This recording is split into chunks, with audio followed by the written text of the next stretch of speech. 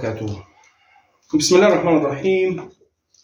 كل سنة وحضراتكم طيبين. ربنا إن شاء الله يعيد علي وعليكم وعلينا جميعا الأيام بالخير يا رب، والبركات والنفحات، ويكتب لنا نظرة رضا، ويكتب لنا درجة قرب أكثر وتزكية للنفس أكثر في هذه الأيام اللي مليئة بالخيرات ومليئة بانتشار الخير. دي حلقة من حلقات بريد الخير اللي بتشرف ان انا اقدمها على صفحتي الشخصية على الفيسبوك وعلى قناتي الاجتماعية على اليوتيوب اللي اسمها الموسوعة الشاملة. يا دكتور والله العظيم بقفل على عيالي بالمفتاح يوم العيد عشان الناس ما يعيرهمش.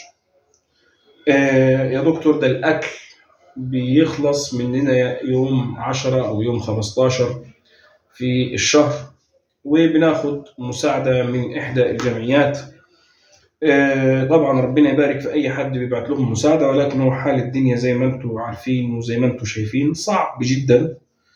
فدي كانت بعض الجمل اللي أصحاب الحالة دي طلبوها لما الحمد لله ادناهم من مساعدة من بعض المساعدات اللي بعتها واحد من أهل الخير وحب يوزعها على المحتاجين يعني. تمام. دي كانت الجمل بتاعتهم، ولكن لي ملحوظة ولي يعني رسالة في هذا الموضوع وهتسمعوهم دلوقتي. ليه هتسمعوهم بقى، او ليه انا يمكن عملت كده؟ ما بحبش اعمل، يعني بحب اوصل كده على الصفحه سواء كتابه او صوت، ما اجيبش سيره الحاله نفسها. ولكن ليه ملحوظه ظهرت قدامي، فكان ده اقل، يعني ده الشكل اللي انا حابب اطلع الحالات بيه، او لو هيتم حتى في تصوير او كده يتم بدون اظهار للملامح. طبعا دي اسره من فرشوط مدينة تابعة لمحافظة قنا. عشان يعني أقول لكم الحاجات في نقاط عشان ما أطولش على حضراتكم وما أخدش من وقت حضراتكم، لأن أنا أتشرف بمتابعتكم. تمام. أسرة، رب الأسرة بيشتغل عامل أجري مع 4 بنات سن 23 9 سنين 14 6 سنين، معهم ابن 17 سنة يعني عنده مرض. الزوجة 43 سنة، الزوج 53. بيعمل عامل أجري، يعني يعتبر ما بيشتغلش حاليا. تمام. دول لما ادينا لهم المساعدة جو هم حابين يوصلوا صوتهم لأهل الخير، يعني هم قالوا تعالى يا دكتور وصور البيت والكلام ده. أنا ما بحبش حكاية التصوير دي إن أنا حتى أظهرها. حتى البرامج اللي ربنا يجازيهم خير طبعا اللي هم بيسألوا أسئلة مثلا سهلة على مستوى الجمهورية، ما يقصدش حد بعينه ويروح يدي حد فلوس نظير سؤال سهل جدا. أي حد فينا مش هيقبل إنه لو كان ده قريبه أو لو كان ده ذو معرفة به إنه يشوف هذا المنظر، فالبعد عنه أفضل.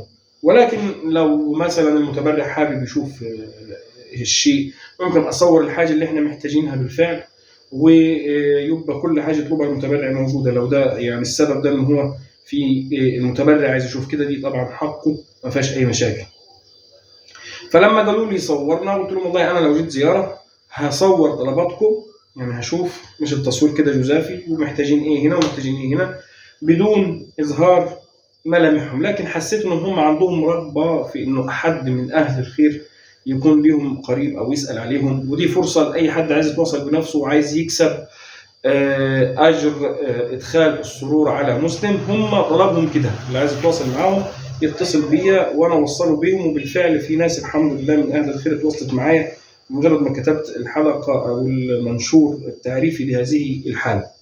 تمام. طبعا المعلومات دي كلها اللي هم قالوها إحنا تحرينا عنها، وفاضل بس نعرف دقة الفلوس اللي هي محتاجينها. يعني هم من طلباتهم كان عندهم حمام مكسر وفي مشكلة فيه، فأهل الخير يعني ادوهم الحاجة، ولكن باقي حساب ما يقرب من 680 جنيه أو 860 جنيه. رقم الراجل صاحب الدين هو معايا، اللي حابب يتواصل معاه مباشرة يدفعهم وادي له بيانات الحالة، ما فيش أي مشكلة. تمام. رقم الزوج نفسه موجود. تمام. ده طلب من ضمن طلباتهم. الطلب الثاني هم عايزين ما يسد الرمق يكمل لهم الشهر.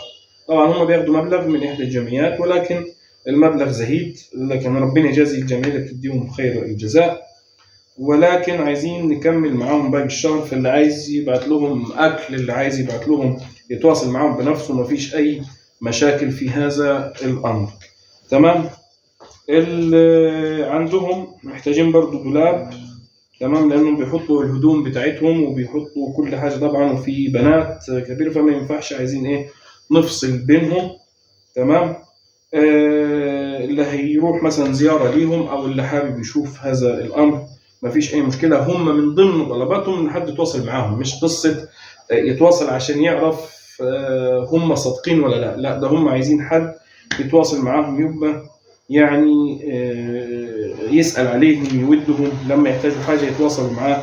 فبرضه كل حد يقيس. الناس اللي ما بتحبش حد يتصل عليها على طول أو حسب ظروفه، يعني معاك دي أو معاك دي، ما تساهم به في الخير، سواء هتساهم بالمال أو هتساهم إنك أنت تزورهم زيارة، كله ده خير.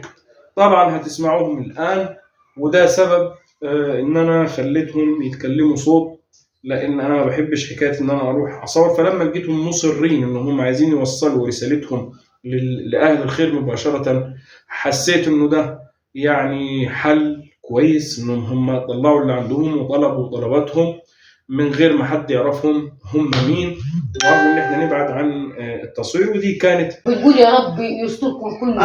ان المدمر ما انا عايزاكم مثلا تيجي تشوف بيتني عشان المدمر يا والله العظيم من خلي المدمر والله العظيم بس تتصوروش انتوا في فلان بعيد عني. احبش اصور حد. لا أيوة. يعني ليه؟ لا أيوة. عشان انتوا فوق راسي. لا صور يعني احب تيجي الحاجه مسطوره. لا انا بقول ربنا ما ادانيش اخو من ساعه يعني ما جيت لك، بقول ربنا اداني اخو. انا قليله اخو وهم قليله عم ولا خال. والله ده في اخوات كثير يبقى يجوا لك والله، واسال ولا ليهم عم ولا خال. انا يوم العيد بقفل الباب بالقفله عشان خاطر ما يطلعوش، عشان خاطر الناس ما تعيرناش والله، وربنا بقفل الباب بالقفل. تقفل الباب بالقفل عشان خاطر ما يطلعوش والناس تعايرنا يعني. وليه يعيركم الناس؟ يعني عشان ده بتاع ربنا كله. بتاع ربنا. ده بتاع ربنا الرزق، مش بس فلوس. والله مش بس فلوس الرزق. انا بصرف شوكولاتين دقيق 50 كيلو و4 جزايز زيت في الشهر بيخلصوا في نص الشهر. والله اقعد النص الثاني بتاع الشهر اكل طابونه لغايه ما يهل الشهر ويجي بتاع الدقيق. والبنات الصغيرين مكتوبين شهد وفرحه ونعيم. ابو عمليه مكتوبين على غير البت دي واني وابوها واخوها بس. والله احنا هنحسب الامور وان شاء الله ربنا يعني ربنا كبير يعني يحنن قلب اهل الخير علينا جميعا ونجيب لكم حاجه. والله دي 23 كل والله العظيم كل بيجيني اقول له قدرش يجيب لك شاي. جهاز ايه؟ اللي بيحوشوا كل اللي يجيها يمشي تاني. اقول ما انا اقدرش اجهز. والله العظيم وانا اقول لك تعالى. ما رحتوش الجمعيه طب بتاعت المحافظه القران الكريم؟ لا. طب صلي على النبي، انت يوم ما يبقى في حد مثلا ولا حاجه بلغيني، يعني لو المشكله واقفه على الجهاز، بس الجهاز مش تبعنا يعني، في جمعيات وحاجات لي، فانت تقول يا رب فيها الحكايه دي سهله يعني باذن الله. انا من امبارح والله انا لما اجي لو حبيت اجي لكم مثلا ما بحبش يعني اصور واجهه البيت عشان ما تعرفش ده بيت مين، عشان ما يقولوش مثلا ده صوروا بيت عم ربيع، ده الحته اللي انت خايفه مني ده جوا هيشحتوه، ده ما احبش الحكايه دي. فانا احنا عايزين من التصوير اثبات ان انا الناس اللي بتبعت لي ادي في حل، فممكن نصور جوا بس من غير معالم ما يبانش بيت مين، وانتوا تتكلموا صوتكم من بعيد يظهر، بس تبقوا حريصين ما تقولوش ده بيت مين مثلا. تمام. احنا دلوقتي الحمام عايزين دولاب مثلا كبير عشان يتحط فيه الحاجه. تمام. والحمام اتعمل عليه فلوس مثلا 1600 لعم رزق. حلو.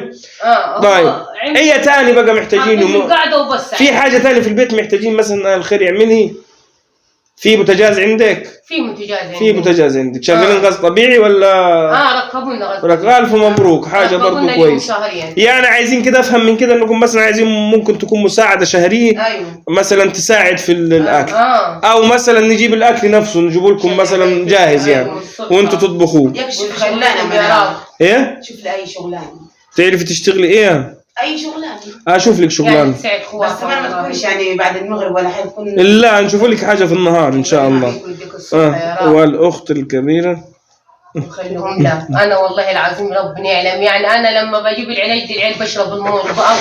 انت هات العلاج، انا بعمل ايه في العلاج؟ هات العلاج اللي محتاجاه، بنزل في البرنامج بتاعنا اللي اسمه بريد الخير محتاجين العلاج دي، ويديك الصحة في ان شاء الله 1000 من يجيبوه لكم، وممكن يسلم عليكم هو بنفسه ويودوه لكم، او يخليني انا يقول لي خد اديهم العلاج وادي ثمنه.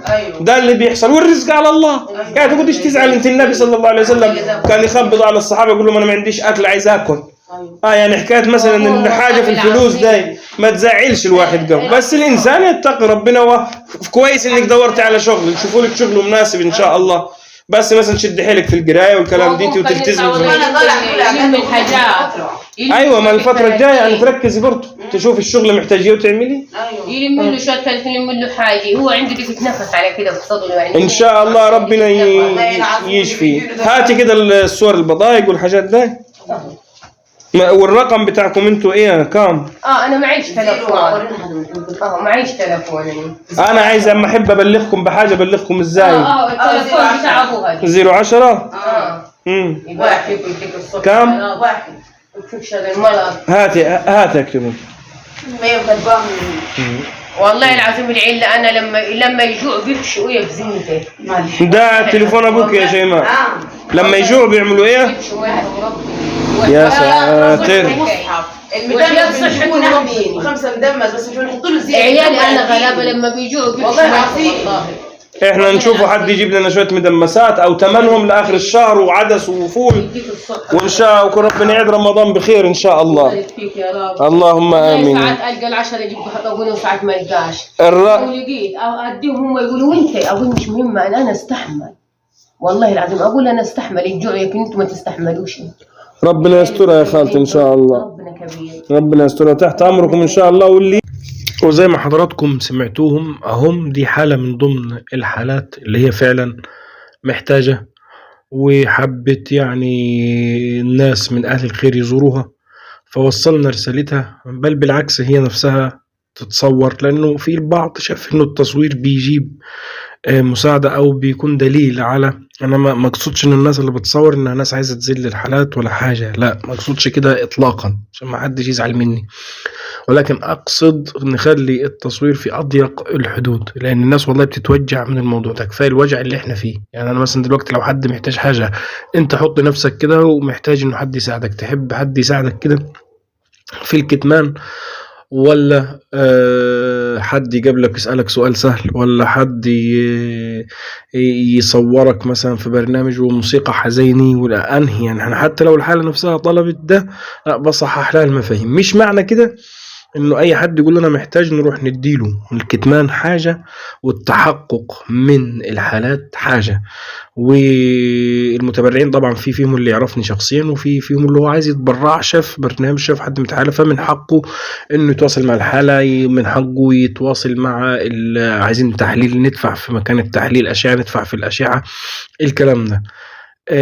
مش هتعرف تتواصل مع الحالات، مش تقدر تدعمنا بان حضرتك تعمل شير، تكتب تعليق، تدوس على الاعجاب وانت ماسك الموبايل، وذكرك بالصلاة على النبي صلى الله عليه وسلم. ربما نكون سبب في قضاء حاجة، يعني حاجة حد بمساعدتنا البعض.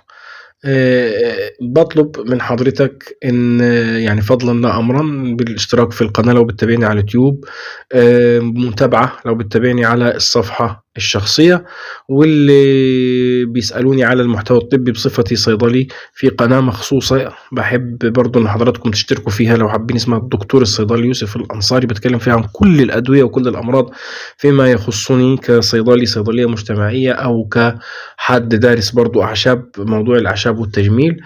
أيضا على الصفحة الشخصية بنزل لما يكون في معلومة طبية هامة لازم يجب أن تنشر على المجتمع بنزلها، لكن الصفحة العامة او الموسوعة على اليوتيوب، دي فيها كذا حاجة، فيها بريد الخير وفيها قاعدة عرب وفيها كل حاجة. اختار القسم اللي يعجبك فيها، ودي حاجات لازم كلها تتقدم مرة واحدة. يعني لما يكون في ليه عامل قاعدة عرب وليه بريد الخير، بريد الخير ده للحالات، فأنا كلهم حاططهم في قناة واحدة، يعني بدل ما كل حاجة صفحة وبتاع، عشان أشرف إن أنا ما تعبش حد، يعني عشان ما حدش يتعب معي. لكن أتمنى انك انت تابع حتى ولو قسم، يعني لو انت من الناس اللي عايز تساهم وتعمل شير لصرخة ناس زي كده. يعني بريد الخير اهو فكرته ان الناس بتصرخ عن طريق حد فهو مسطور، تمام. طب الحد اللي هيساعده ده عايز يتأكد بقى ده حوار ولا فيلم ولا ناس بالفعل تتساعد، ان اكيد في حد هيسمعني ما يعرفنيش انا شخصيا، يعني زي ما قلت لحضراتكم.